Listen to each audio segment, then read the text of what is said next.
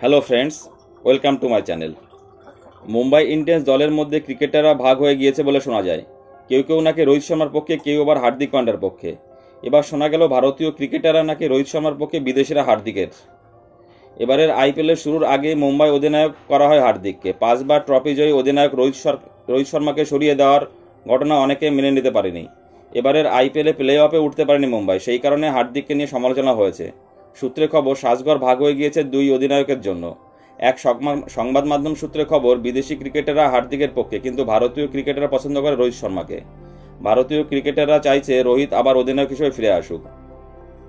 সংবাদপত্র দৈনিক জাগরণ একটি প্রতিবেদনে মুম্বাই ইন্ডিয়ান্স শিবিরের অশান্তির খবর প্রকাশ করেছে। তাদের প্রতিবেদনে বলা হয়েছে, মুম্বাই আইপিএলে লড়াই থেকে ছিটকে গিয়ে আগেই তারপর প্রকাশ্যে এসেছে টি-20 বিশ্বকাপ দলে হার্দিককে নাকি চাননি রোহিত। তাতেই মুম্বাই শিবিরের বিভাজন আরও স্পষ্ট হয়ে গিয়েছে। তাদের প্রতিবেদন অনুযায়ী, ওয়াংখড়ের ব্যাটিং অনুশীলনের পর মাঠের ধারে বসে সূর্যকুমার এবং তিলক বর্মার সঙ্গে কথা বলছিল রোহিত শর্মা।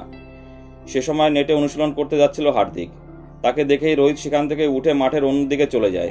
তার সঙ্গে সূর্যকুমার এবং তিলকও উঠে যায়। এই ঘটনার পর মুম্বাই শিবিরের পরিবেশ নিয়ে নতুন জল্পনা তৈরি হয়েছে ক্রিকেট প্রেমীদের মধ্যে। শোনা যাচ্ছে, মুম্বাই ফ্র্যাঞ্চাইজি ভারতীয় ক্রিকেটাররা কেউ নাকি হার্দিককে মানছে না। তারা সকলে রয়েছে রোহিতের সঙ্গে। বিদেশি ক্রিকেটারদের কয়েকজন শুধু হার্দিকের পাশে রয়েছে। বন্ধুরা, তোমাদের কি মনে হয়, মুম্বাইয়ের ক্যাপ্টেন্সি আবার রোহিত শর্মাকে ফিরিয়ে আনা উচিত?